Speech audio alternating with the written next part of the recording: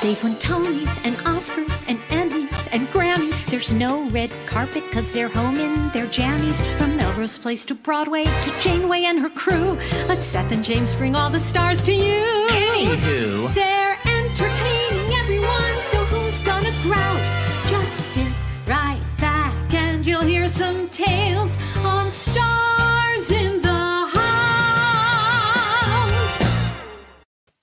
Hello, everyone. Welcome to Stars in the House. Seth?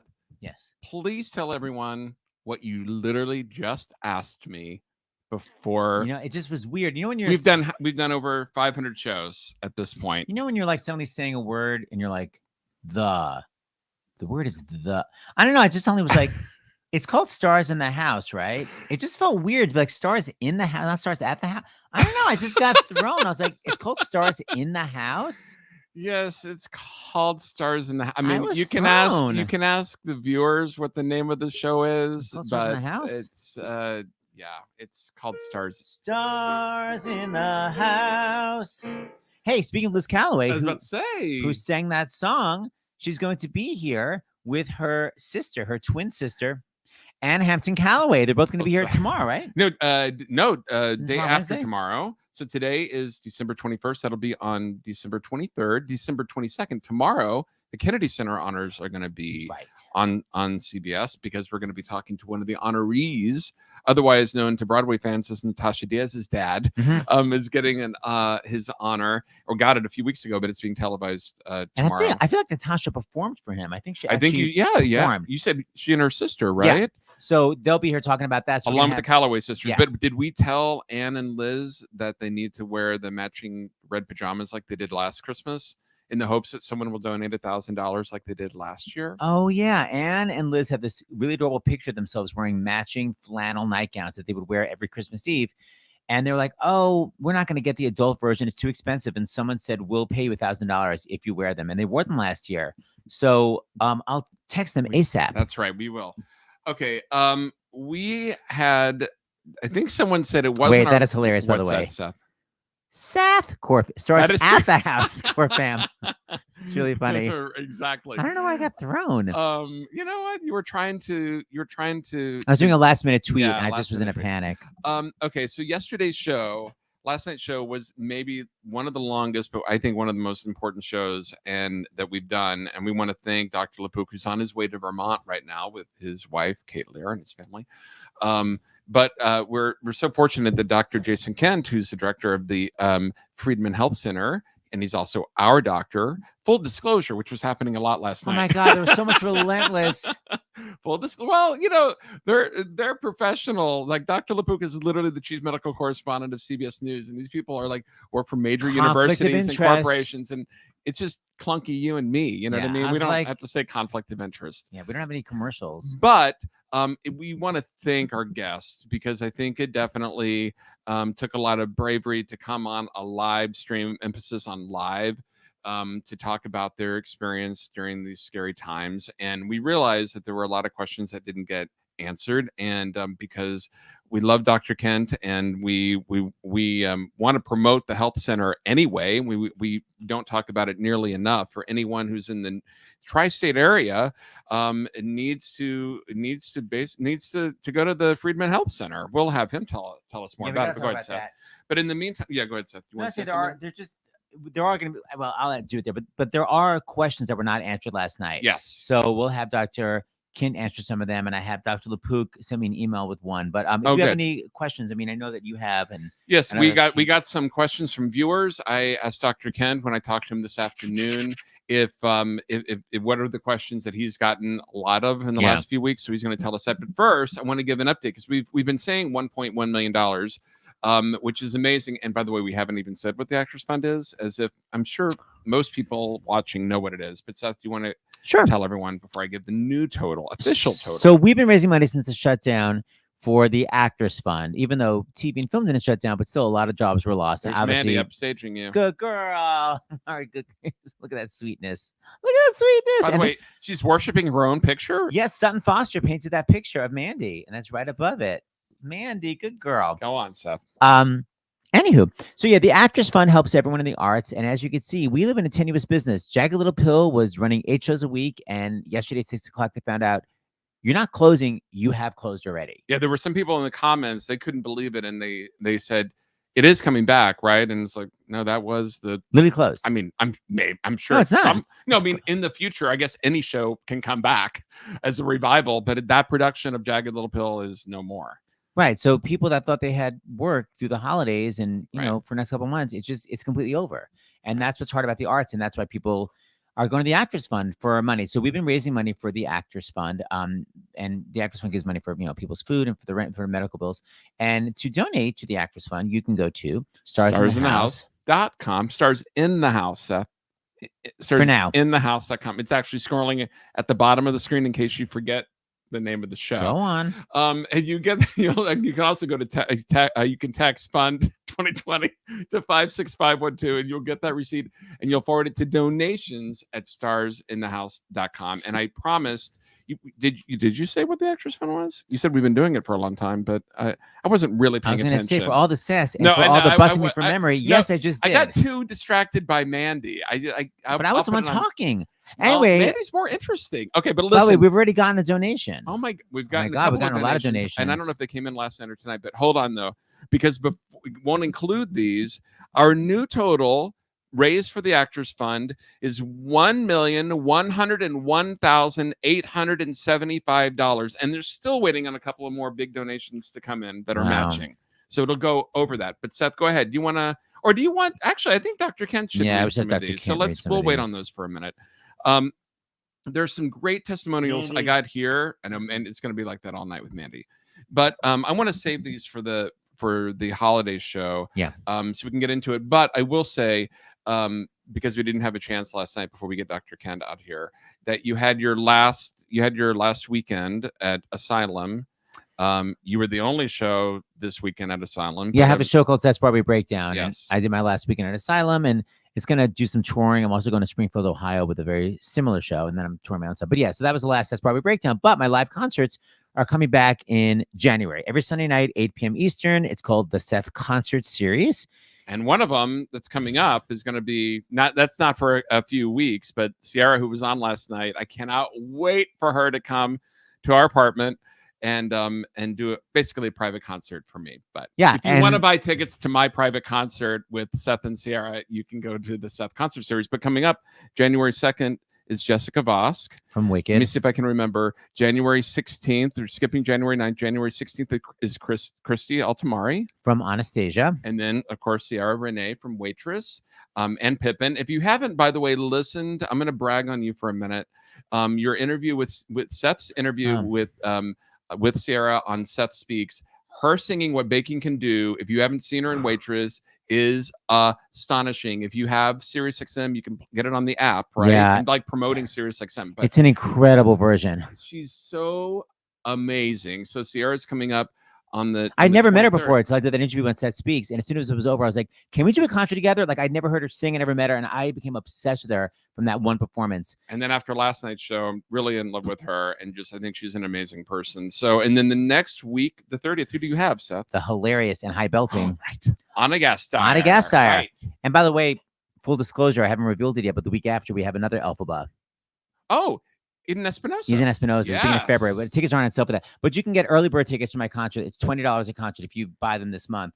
But I have a clip. I didn't play this last night, but those of you that haven't heard Ciara, should we show the clip? Let's show it after. Let's show it. Okay, when we'll Dr. cleanse Kindt the palate. But I want to say this weekend was an unexpected surprise because the very first influence, and I know that you're watching Mrs. Rowe, Betty Rowe, was my high school choir director.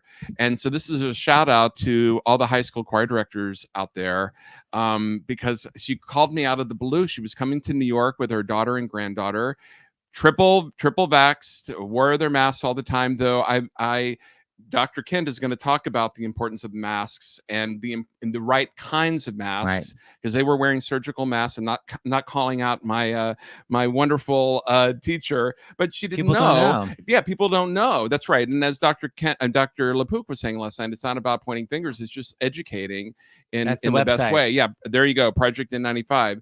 And so I gave them 3 of our masks to wear on the plane back. But I wanted to show a picture because before they came, they loved your show. Which they came to see my show. I teared up introducing Seth to Betty Rowe, because of course Seth is the musical genius that he is, but also for my personal education to begin with her and for her to meet him was really thrilling. So here I am with Betty Rowe, right across the street from SiriusXM. Speaking of SiriusXM. Oh yeah, that's where SiriusXM is. And then I talked with this woman here, Tony Award winner Andrea Martin, yesterday, because she was not sure what kind of she didn't want to wear that mask at first. She wanted to wear one that it was open on the sides, and she came over on Sunday, right, Seth? And we tried to convince her, and she was like, it's not comfortable. And then she gave us the good news when she was on her way to LA to see her family after she had tested. And she went on and she wore that. But she did ask me a really practical question, which was, can I eat or drink on the plane? And Dr. Kindt, you'll correct me if I'm wrong when you come on in a minute. But I said the best thing to do is, of course, you should eat or drink. It's a long flight from New York to LA. But that when other people are eating, don't eat. Wait for them to finish eating, and then you eat. When they're serving the drinks, don't drink then. Wait for everyone to be done, and then you have your drink. And the other thing Dr. Prather said was have the vent open straight down, which just blows everything away from you, right? Yeah. Yes, that is true. But I felt so guilty when she said that last night because I didn't tell Andrea that.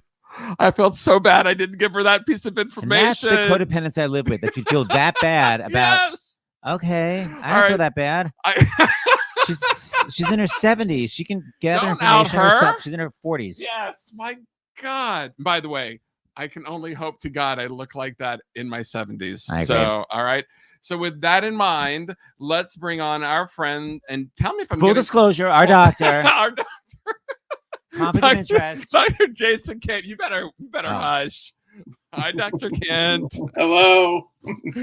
Hi. Thanks for taking time out of your really busy day. I don't even know if I want to hear how busy your days are right now in busy. New York. It's busy. Yes. Girl. You know, it's a lot. Everybody who's sick in a show has to see a doctor within 24 hours per equity rules. You know, they have to test back into the show. They have to quarantine. They need a letter from a doctor to get back into the production. So it's often 2 visits per sick person. There's only so many hours in a day. So, you know. Well, I guess my first question is, you were such a super fan. How have you maintained having a blank face when you meet someone you're completely obsessed with? Oh, I do, but I don't. I try to get through the visit, and then I like fangirl at the end. Okay. All right, Dr. Kindt. So tell everyone about where you work, and I'm going to put you on the spot. Why it's important that the Friedman Health Center exists for the Broadway community and the theater community at large. So what is it? What is the Friedman Health Center? So I work at the Friedman Health Center for the Performing Arts, which is a health center funded by the Actors Fund with contributions from Broadway Cares Equity Fights AIDS. And we care for the Broadway community, which is everybody. As you often say, musicians, Local One members, dancers, stage wardrobe, everybody involved in the theater community. The Actors Fund used to have a free healthcare center called the Al Hirschfeld, which was for anybody in the community who was without insurance at that time. A lot of times between work, between shows, when a show closes, a lot of people lose their healthcare coverage, and it's really hard to book a new show. So they go for chunks of time without healthcare coverage. So they used to be able to go to the the Al Hirschfeld, and get free healthcare. And then the Affordable Care Act happened, Obamacare, with the insurance mandate. So more and more people are able to purchase insurance now through the marketplace if they're not currently employed, but not everybody took, those insurance plans. So if someone had insurance, they weren't allowed to utilize the Hirschfeld. So we weren't meeting the needs of the community. So the day the Hirschfeld closed, the staff moved over and the Friedman Health Center for the Performing Arts opened. And the difference is now we are affiliated with Mount Sinai. So we can take insurance. So if anybody's insured, we can see them, we can take insurance. But if you work in the performing arts and are uninsured, you can be seen through a subsidy through the Actors Fund. So it is helpful because we can see people with and without insurance. So it's better for continuity of care. So that's how we came to be. We've been open for about about 5 years now in the Actors Fund building on 7th Avenue between 48th and 49th Street. And that's so great. I mean, the reality is, I know that from our show last night, I think it was made very clear that the needs of performers are unique. Yes. Most people can do their job if they I don't know, can't really sing, or they can work without wearing. I mean, they can work while wearing a mask. Yeah. But there's very unique needs of performers, and that's one of the amazing things about the Friedman Health Center. So to get right into it, what are the differences? You were the director right when COVID started. You're the director now. What are you seeing? What are you seeing that's similar and different from the beginning of the pandemic and what you're seeing now for questions and patients that are coming in? Yeah. People are worn out and exhausted, so I definitely, and I think one of the questions alludes to the mental health piece of this. I told everybody we're going to have a great summer, and then Delta hit. And then I thought the holidays are going to be great. And now we're in the middle of the new variant. It's spreading like wildfire, so it's unbelievable every day how many positives are coming in on a daily basis right now. But people aren't getting that sick. I think that's because most of my patients are, vaccinated and boosted. In order to work in the theater, you have to be vaccinated, so people are not getting that sick. So it's an annoyance. I think part of the reason it's spreading so much is some people think, oh, this is not COVID. I just have a sore throat. The symptoms are different. They're not losing their smell and taste now. They're having sinus infections or sore throats, and they think, oh, I've had this before. I get this every winter. And then I'm like, you need to get a COVID test. Guess what? It's COVID. So it's not as, it's not as scary, but it's spreading so much more because people sometimes don't have symptoms or have very mild symptoms, so they're not associating it with COVID. So if someone tests, we're seeing the lines for people to get the rapid antigen tests on the streets of New York and health centers around the country. What happens if you test positive and your symptoms are mild? What is the protocol? Yeah. I think people panic, but there's really not a lot to do. I think the most important thing is to quarantine, because you are more at risk to other people, especially unvaccinated people or people who might not be in as good of health as you. So you want to protect other people and stay away from them. I think that's the most important thing. So that 10-day quarantine is essential. We believe people are contagious for 10 days from their first symptom. If you haven't had a symptom, we go 10 days from the day your test turns positive. And you want to stay away from getting other people sick. You want to rest. You want to get your immune system. You want to get your body as strong as you can to fight this off on your own, because there's no medicine right now that works. There is a pill approved by Pfizer. It's not available yet. That looks really good. But right now we don't have treatment for COVID. A matter of fact, we were giving antibodies infusion to sick people. We don't think the antibodies work against Omicron variant, and it's in short supply. And Mount Sinai only has a very limited supply and is not recommending it right now because the majority of cases yesterday became Omicron. So rest, take lots of vitamins, zinc, vitamin D, airborne, emergency, boost your immune system as much as you can. Good nutrition. Even if you don't have an appetite, you need to fight this off. You need to stay strong. So eat well, rest, take vitamins, stay away from people. And Dr. Kindt, at what point, if you test positive, at what point would I panic? Because I know that, Brian Stokes Mitchell has been on the show and he's talked about having COVID early on, and that his fever was really high. And he's talked about he talked about it on Stars in the House, talked about his fever was really high and you had advised him not to go to the hospital. Are you seeing patients that are having breakthrough cases that are having fevers? Like at what point does someone call you, or if they're a doctor, we would call you and say, I think I need to go to the hospital. Like, you know what I mean? Like, what Yeah. point? I think the thing to watch out for is respiratory illness. I think it's good for people to have a pulse ox at home if they can. I Okay. know if someone tests positive, New York State will send you one, but they are available Oh. at CVS, right? You could get them on Amazon. You know, it's Hmm. it's good to have. That's reassuring. If your That is oxygen good. level stays above 92, you really don't have to Oh, worry. great. Okay. You know, if you don't have a pulse ox, you know, there's a cheap way of testing, which is take a deep breath and count out loud. And if you can count to 30, your lungs are fine. If you can't make it to 10, that's a sign of respiratory compromise. And that's when you should be reaching out and getting help. I think when you can't breathe, tightness, wheezing in your chest, a pulse ox below 92 are reasons to consider going to the hospital. But Okay. fever doesn't worry me, you Okay. know, congestion, you know, headaches, you know, those things you suffer through at home, you take vitamins and rest. Okay. We don't want to overwhelm the hospital system, but there's really nothing they can do for you other than give you oxygen. So if you don't need Right. oxygen or a respirator, you know, they're not going to make you feel any better. Okay.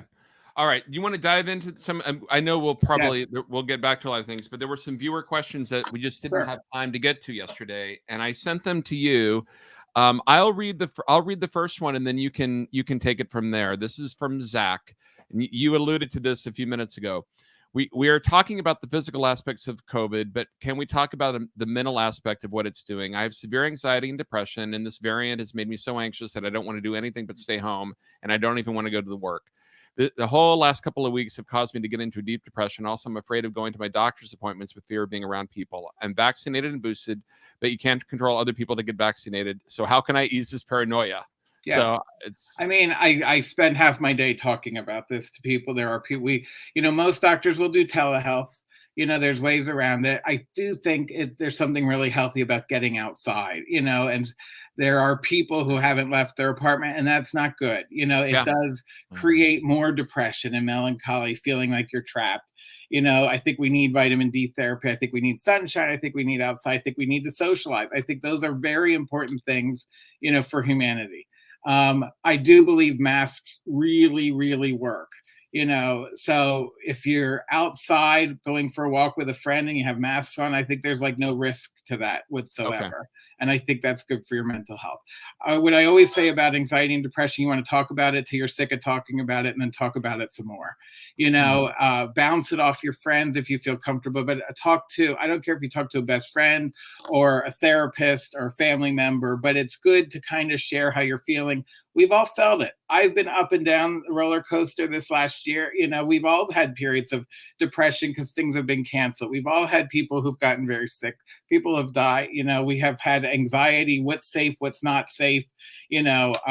So that's healthy. I mean, if you haven't felt that, you know, that I'd be more concerned, you know, but if it's affecting your sleep, if it's affecting your work, if it's affecting your relationships, you know, then it's time to get professional help. And that's where, you know, seeing a professional therapist, you know, family members, friends might tell you what you want to hear, but aren't trained to necessarily know, you know, healthy steps to take. So that's where a professional therapist who's not emotionally connected to you is really helpful. And I always say not everybody needs therapy, but everyone deserves therapy. You know, just like I should be going to the gym to take care of my body, I should be going to therapy to take care of my brain. You know, and that's just wellness and good self-care. You know, and there are medicines that can be game changers. You know, if starting an anti-anxiety medicine or an antidepressant can be temporarily. It can get you from A to B. It can get you through this long, dark winter that we're coming into. People typically get seasonal affective disorder, but now I'm afraid we're going to be isolated more than normal because we have this new variant coming. And medicines, the right medicine can be a game changer. So most people don't like the idea of taking medication, but it really can help you get from here to there. And I'd say, I can't tell you hundreds of people I've seen this last year who we've started on medication. You know, who are the biggest stars you've put on medication? Well, oh my gosh! What? That's the point of this show. It's gossip. Oh my God, you're horrible. Oh my gosh. All right. Thank you very much, Dr. Kindt. Let's go to speaking of that, there is a question here that we talked about masks. Well, we'll get to that.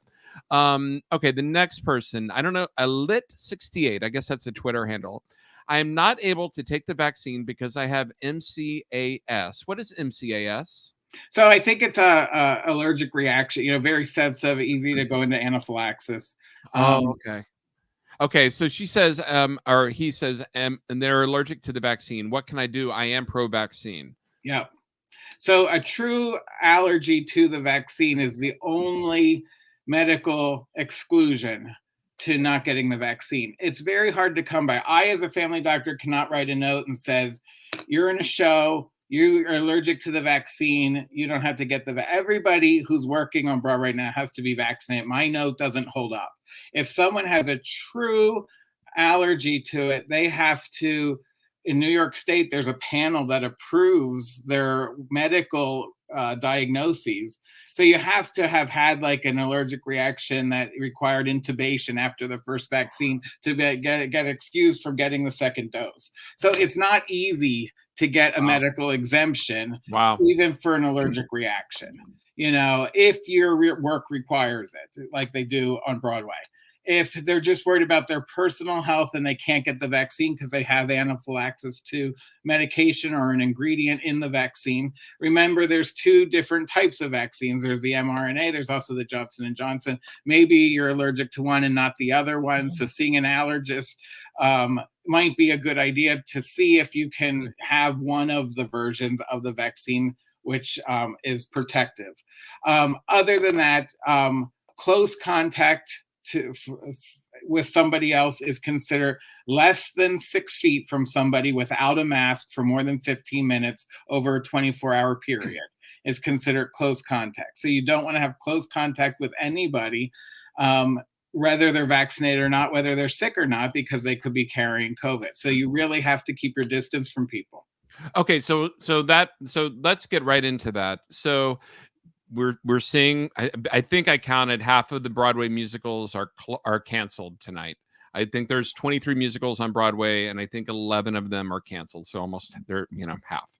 And you can't be in a Broadway musical or on any stage.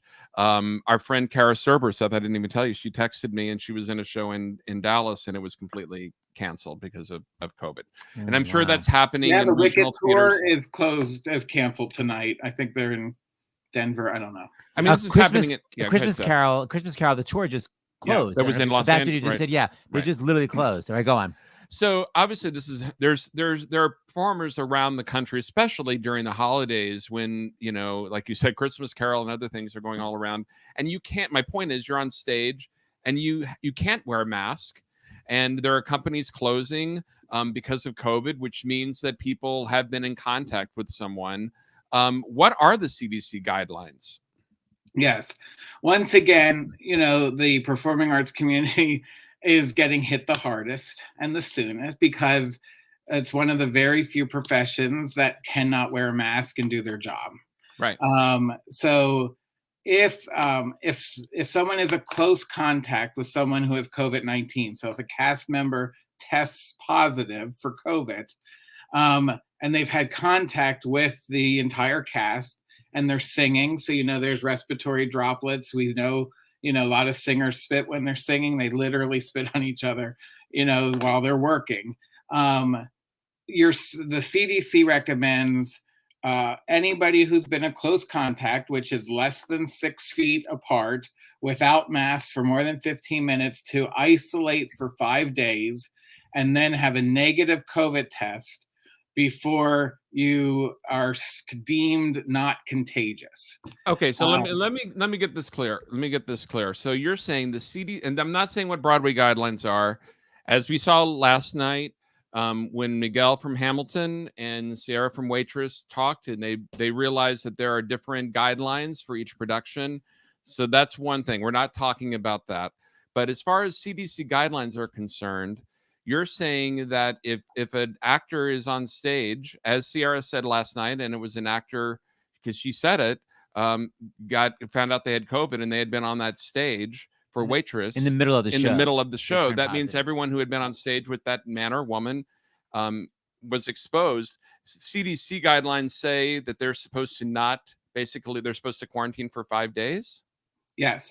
I And am then they'll understanding test that right. it, because it can take 5 days, 5 to 7 days for a test to turn positive. And during that time, you can be contagious. You can be spreading it to other people and not know it, which is part of the problem that's going on the stage right now. There is a caveat that if someone's fully vaccinated, they can return to work right away, but they do recommend wearing a mask. So the not masking seems to be the bigger problem that Broadway's facing. Because CDC guidelines assume that they don't think People have about the desk performers. jobs. Most people can do their job with a mask. Right. Yes. Or you can go to school, you can go to university, you can go to school and wear a mask as we've learned. Right. But the CDC says that you can return before 5 days if you've been exposed, but only if you wear a mask. Yes, and they recommend close surveillance. So I believe most shows are doing daily testing when there's been a positive in the cast. So they are watching people much closer. Okay. All right. So that's interesting information. Yes, Seth. Dr. Kindt, someone's just asking, is there a way to find out if your infection is Omicron? Yes, but most hospitals and doctors' offices don't have a way of doing it. I think the CDC I know a week ago, 7 out of 10 COVID tests randomly from around the country were going to the CDC, and they were specifically testing for the variant. But it's an academic, exercise, and it doesn't really change how we treat or what we do. So we don't order it in the office. Right. Okay. So let's go on to the next question. Seth, this is both you and Dr. Kindt. I'm busted. On Sirius. No, I don't think you are. Seth stated on Twitter he would put a link for masks that fit well with foam in the nose pieces to keep glasses from fogging. Can you provide the link? I didn't say foam in the nose piece, but I said you've got to have it snug enough where your glasses don't fog. And the link is this. But on that note, Dr. Kindt, right before we went on the air here, you were telling me about the masks and cloth and KN95. Can you tell everyone what you told me? Yes, I have 2 things to say. When I went to see Mrs. Doubtfire, they had wipes for people's glasses that were defoggers that the ushers were giving to people. And it works for like 6 hours. You wipe your lenses with it. It's a solution, and they don't fog up. I don't know what it is. I'm not selling a product. Yes. Something exists. But Dr. Kindt, what Kimberly Prather was saying last night is that if your glasses are fogging up, it means your mask is not secure. You don't have a tight seal, so there's risk. Yes. So it's kind of like passive aggressive. It's like as you get COVID, make sure your glasses, you can really see the COVID coming in. Wonderful. And this is why I'm very thank you, Seth. So I work for Mount Sinai as of yesterday. They no longer, before they said any mask will do. And now they're saying with this Omicron variant, that is no longer the case. So cloth masks, surgical masks, are not enough to prevent this variant. So N95s, KN95s are mandatory at work 24/7, and they recommend them for anybody who's going out in public, anybody who's going around people for the holidays. If you're not sure if they're sick or their vaccination status, you should have an N95 or KN95 mask now officially. Well, P.S. vaccination status doesn't even particularly seem to matter anymore because a lot of people that are vaccinated are getting it and spreading it. Right. Yes. Oh, that's annoying. Yep. Okay. Sean from Singapore. I am currently facing the difficult decision of canceling a trip to New York I've been planning for months. The Omicron surge is so worrying, as are the many heartbreaking but necessary cancellations of shows on Broadway and off. What would you recommend now in terms of travel, both domestically and internationally? Should people be locking themselves down and battening the hatches? And by the way, this was one of many in this sort of field questions, which were the following. Is it safe to go and see a Broadway show? Dr. Kindt. Yeah. I do think it's safe to go see a Broadway show. Yes. I'm going to see Music Man tomorrow night. I'm not afraid or nervous to go. I will wear a mask. I wear an N95 the whole time. People who are getting sick and everything that's making the news are people who are unmasked and performing. There are not breakouts in the audience. I haven't heard of any major breakouts on an airline. I can Right, me tell neither. you weddings and funerals that have had Right. but I think travel is very safe, but you have to be masked. Masks make a big difference. And I think if you're masked and you're vaccinated, I think you can enjoy the theater. I think you can safely travel. Your risk is while you're in a foreign country, the rules might change. You might have to quarantine there. You have to be prepared to spend another 10 days in a hotel room, which could be expensive, Right. So you just have to take those precautions because it's an evolving, living organism that's changing rapidly. So the show that you want to see might not perform that night, so you have to have alternative plans. There are today ticks. If Doubtfire closes, you can get a ticket to company, and there are tickets available now because people are canceling their plans. Right. So there are ways to not ruin your trip and see same day and go to TKTS in Times Square and get half price ticket for a show that day. Right. No, speaking of Betty Rowe and her daughter and granddaughter, my high school choir director, they, there were a lot of shows that were canceled on Saturday, and they were not planning on seeing Caroline or Change, but they went and saw Caroline or Change and loved it. They saw it Saturday night after seeing Seth's show. So to your point, there are still many shows that are on Broadway. But it is, do you, when you go tomorrow, what about like if you feel like you need to have a drink or something like that? What do you do? I would not personally eat or drink in the theater. I don't think it's necessary. I can go 2.5 hours of my life without food and beverage, and it's not worth the risk for me. I think if you do have a drink, I'd stand, in an isolated area and try to finish it over before go out on the sidewalk where it's cool. Yeah, and you don't have to actually do it during the show. You can do it at intermission. Those types of things. Right. Go outside. And when you do it, you want to be more than 6 feet away from someone when you enjoy your beverage or snack. Yes. Okay. And along those lines, Sue wrote, we have tickets for a show on January 2nd. We have our boosters and wear KN95s. I am 65 and have asthma. Would you go to a Broadway show? Same answer. So it's the same. It's the same thing, even though the person's 65 and has asthma. Yeah. Be vaccinated, get your booster, wear an N95 and leave it on. Right. And I think it's perfectly safe. I treated hundreds of people with COVID before a vaccine existed and never got sick in the office. They were taking off their masks. I was doing their nose swabs, but I had a mask on and it protected me all that time.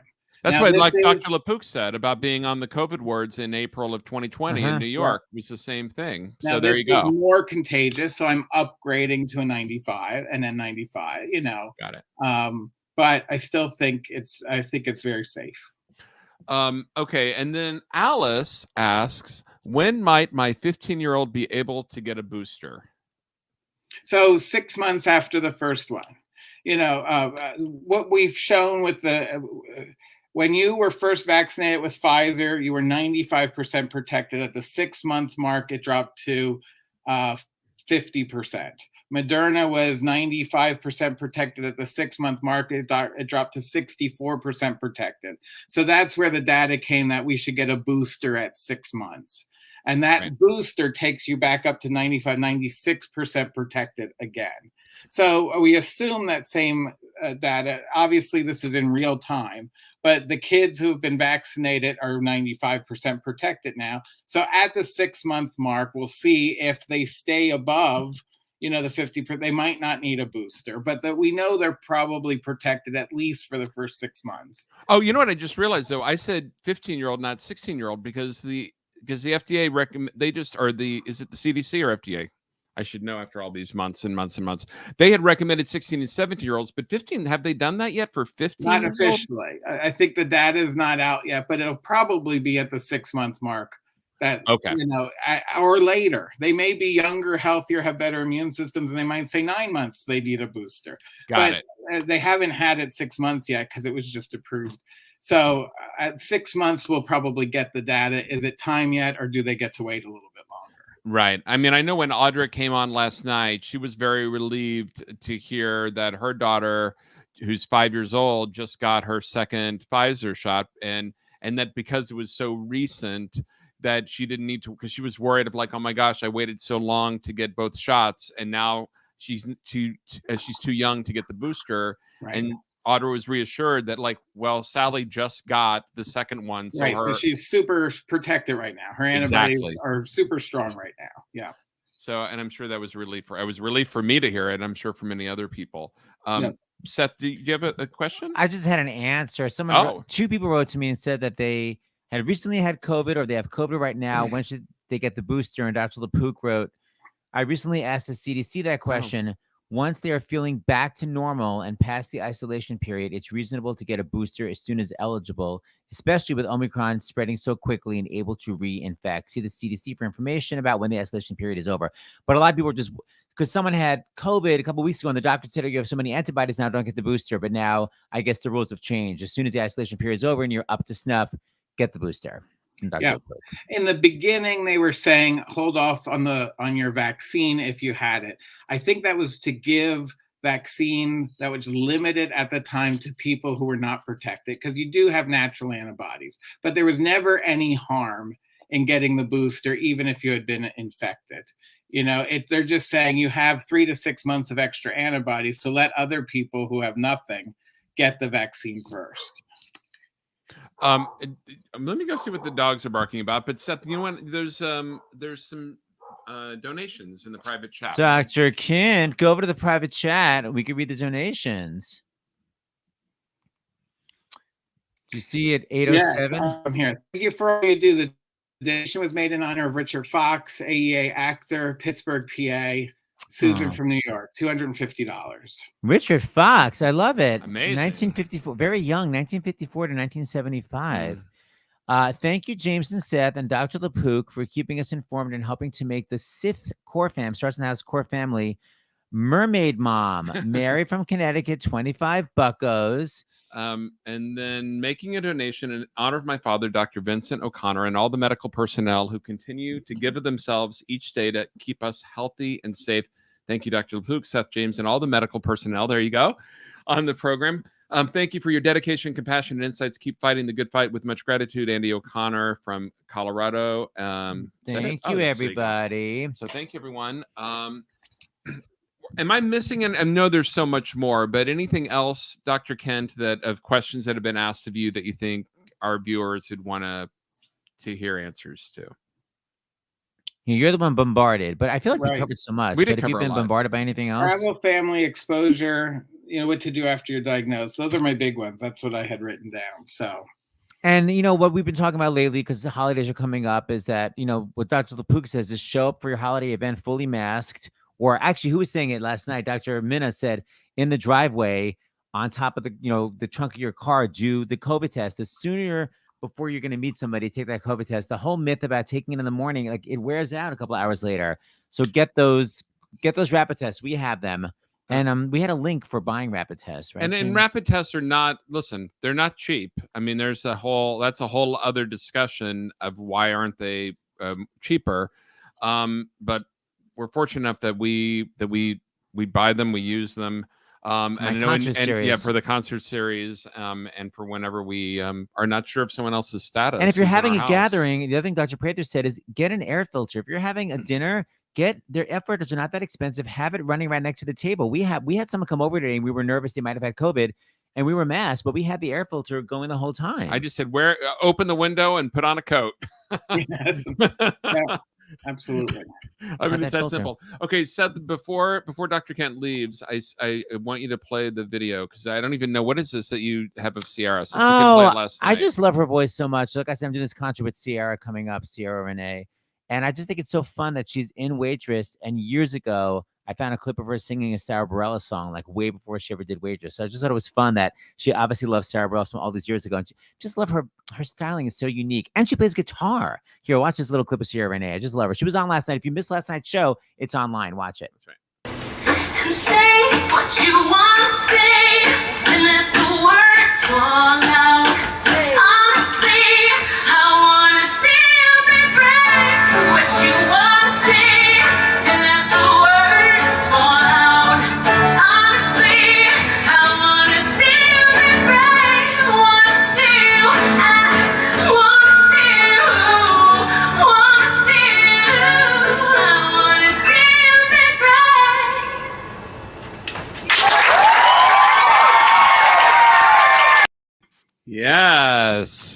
Such a cool voice. I want to see.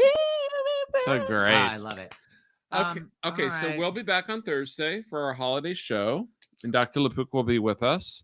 And then next week we're going to do, as of right now, we're My going to favorite. we're going to do game nights, and it's actually going to be for our 501c3, your kids, our kids, so we can continue doing Stars in the House, even though we have amazing sponsors that you will see at the end of the During show. the credits. That's during the credits. Thank you, Seth. But you had an idea. I say we just say it because there may be people in shows that are watching, and that was you had suggested like maybe Jagged Little Pill, maybe having a game night of cast members from Jagged, or maybe if a show's canceled, which I'm guessing there probably will be some shows that are canceled on Monday and Tuesday. Come on, Stars in the House, Come on, and do our Stars in game the night. House, raise money for the Actors Fund, and have some fun, and do it. So that's what we're. And go ahead, Seth. FYI, full disclosure, conflict of interest. What? Anyway, we already have an offer for matching donation.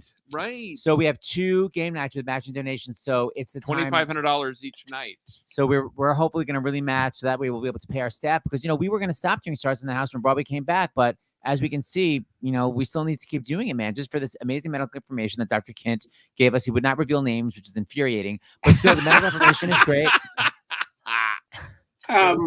These shows that are closing, the actors have not had enough weeks to get unemployment. So that's the other thing we have to consider. And a lot of their unemployment was used up. So unless it's extended, they used it up in the last 18 months. They weren't working, but I think you need 20 some weeks to get unemployment. And that's like 6 months of shows, and they've only been playing 3-4 months. So, oh my God, talk about the need for the community is going to persist.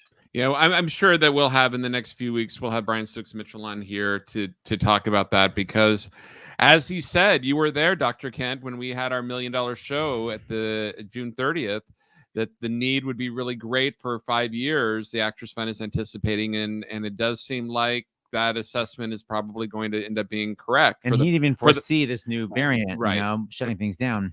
So help us keep Stars in the House going. So be here on Thursday, be here on Monday and Tuesday, next week, and subscribe to our YouTube channel, because this show we just decided to do a few hours ago. So get notified, turn on the notifications, and subscribe, and like it and all that good stuff. And if you're a performer out there, please go to the Friedman Health Center, because if you have insurance, you help therefore pay for the people that don't have insurance. And you get these amazing top doctors from Mount Sinai. I constantly see things on Facebook like, can anyone recommend a Dr. Midtown? I'm like, yes, it drives me crazy. The Friedman Health Center, it's a beautiful modern office, and it's Dr. Kindt, and you have so many great. So you have a dermatologist. You have, who's a nice other guy that works with you? Who do you have there? So we have Dr. Stimmel, who is a family doctor who specializes in female and sexual health. We have Dr. Joey Fernandez, who's a former dancer and does sports medicine in addition to family medicine. We just added Dr. Louis Galley, who is the podiatrist for the Rockettes. He treats everybody you can think of who's a dancer on Broadway and the performing arts. He had a private practice, and now he's joined us. So it's a huge addition to us. Sure is. And we have a full-time gynecologist, Dr. Paula Bloom, who's amazing. So that's our staff right now. Amazing. So great. All right. Well, thank you for taking time out of your day, Dr. Kindt. And I'm so jealous you're seeing Music Man. Have an amazing time. Thank you. All right. Bye, everyone. We'll see you on Thursday. Bye.